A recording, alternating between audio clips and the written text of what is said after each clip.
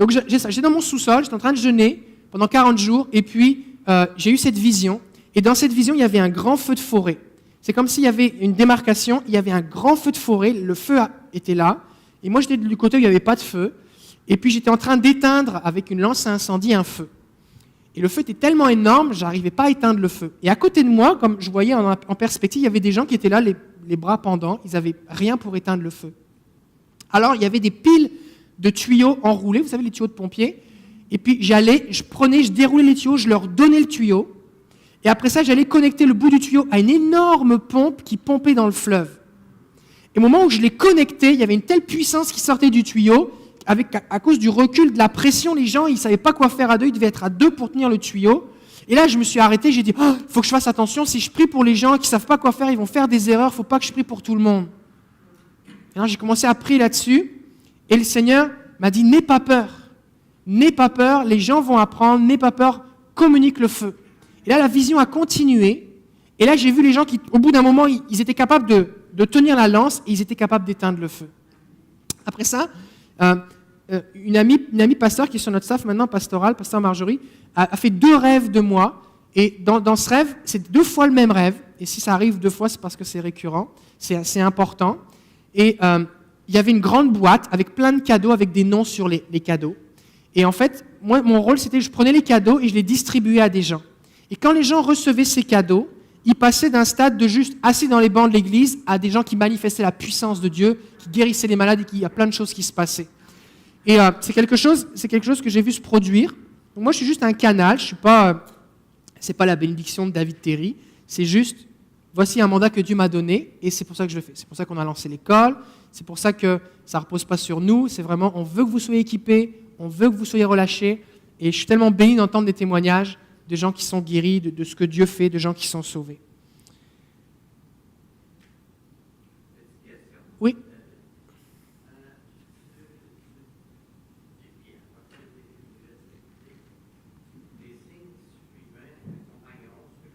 Oui, les signes suivants. Oui, ils imposeront les mains aux malades. Oui, démons. Oui. Oui. Non. C'est ce qu'on a. Oui.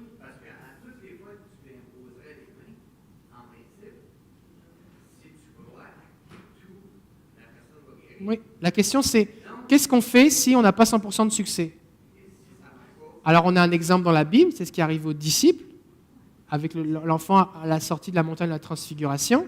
Qu'est-ce qu'a dit Jésus? Il a reproché aux disciples leur manque de foi. Pourquoi on est là aujourd'hui? Pour arrêter de croire des mensonges. Je ne suis pas en train de dire que je crois toute la vérité, il y a encore des mensonges que je crois, mais plus je remplace de mensonges par de la vérité, et plus j'agis par la foi, plus j'ai des percées. Donc il y a ce que je crois, il y a ce que j'accepte d'obéir, et il y a aussi ce que je reçois. Oui. Ben, tu l'encourages. Oui, tout à fait. Oui. Oui, tout à fait. En fait, j'ai plusieurs options. Soit je lui dis, écoute, tu es tellement un incrédule que Dieu ne veut pas te guérir, fait que tu peux crever. Je peux dire ça. Je peux dire, tu dois avoir vraiment du péché dans ta vie.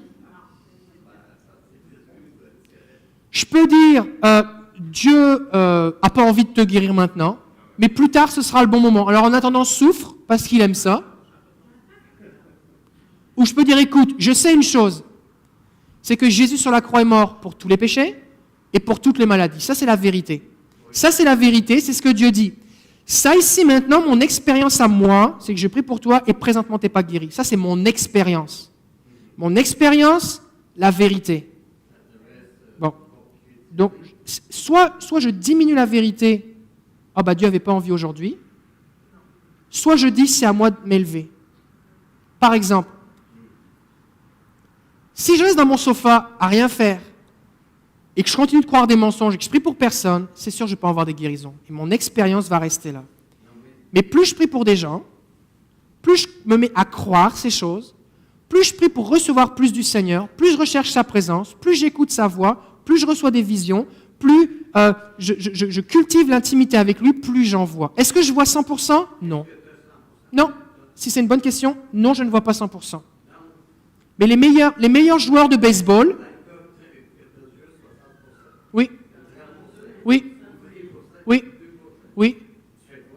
eh ben, tu pries pour plus et tu continues, tu lâches pas. Tu lâches pas. C'est comme les hôpitaux. Est-ce que tous les gens qui rentrent à l'hôpital sont guéris? Non. Est-ce qu'on ferme les hôpitaux pour autant? Non. Qu'est-ce qu'on fait? On fait de la recherche, on investit, on fait plus de moyens, on fait de la prévention, on fait des vaccins. C'est pareil. Mais si on regarde le verset, ça nous dit qu'ils vont imposer les mêmes maladies et vont être guéris. Oui. Oui. Et les malades seront guéris, tout à fait. Oui. Donc, pourquoi ils ne sont pas guéris instantanément? Oui. Ben, c'est une bonne question. Pourquoi les gens... Je répète en même temps ce que vous dites pour que les gens entendent, parce que pour le micro, d'accord? Jésus a guéri des gens qui ont été guéris instantanément, mais il y a des gens, par exemple, quand Jésus a dit « Allez vous laver au réservoir de Siloé aux lépreux », alors qu'ils étaient en chemin, ils ont été guéris. Mais ils ont été guéris pareil. D'accord? Donc là où ça vient nous offenser, c'est quand on dit, écoute, le problème, il est là. Le problème, il est là. C'est comme avec le salut. Tu peux dire aux gens, quand Jésus dit à Nicodème, il faut que tu naisses de nouveau, ça l'offense. Ça l'offense. Tu dis à quelqu'un, oui, mais moi, je suis une bonne personne, j'ai jamais fait de mal. Il faut que tu naisses de nouveau. Regarde, c'est simple. Si tu n'es pas né de nouveau, tu n'es pas né de nouveau. Si tu n'es pas né de nouveau, tu es mort dans tes péchés. Si tu es mort dans tes péchés, tu vas aller en enfer. Ça offense les gens. Mais qu'est-ce qui fait naître de nouveau? C'est le Père. C'est le Père qui fait naître de nouveau. Et Dieu veut le faire de nouveau. Et pourtant, des fois, ça n'arrive pas. Tu pries pour ton voisin, ton cousin, ton oncle, ta tante, ton enfant, et il n'est pas sauvé. Ça fait 20 ans que tu pries pour lui. Est-ce que tu vas arrêter?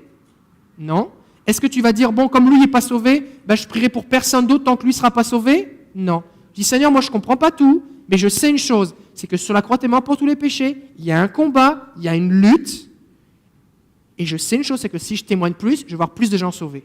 Les meilleurs frappeurs de baseball, ils frappent 3 balles sur 10. Les meilleurs. Bon, bah, qu'est-ce qu'ils font? Ils la ratent, ils ne se déconcentrent pas, ils continuent, jusqu'à ce qu'ils en frappent. Et l'idée, c'est ça, c'est que plus tu y vas, plus tu vas en voir. Alors, comment on fait pour gérer la déception? Je vais en parler cet après-midi. Non, mais tu sais pourquoi tu poses cette question-là? Parce que ça vient vraiment de chercher, et ça vient chercher tout le monde. Oui, mais comment on fait? Est-ce que tu es en train de me dire que tu vois 100%? Non, je ne vois pas 100%. J'ai vu des centaines de gens guéris sur les 3 dernières années, mais j'ai vu des centaines de gens pas guéris. D'accord?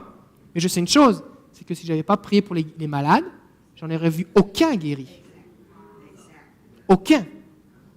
Aucun. Et c'est pareil pour l'évangélisation. Pourquoi on envoie des missionnaires alors que plein de gens vont en enfer? Pour en voir plus sauvés. Pourquoi on évangélise? Pour en voir plus sauvés. On ne se contente pas de ce qu'on a, mais on dit toujours, Dieu est bon, Jésus a tout payé, ça c'est la vérité, ça c'est le standard. Moi je suis là, et c'est là que je veux aller. J'ai besoin de plus. J'ai besoin de plus. C'est bon?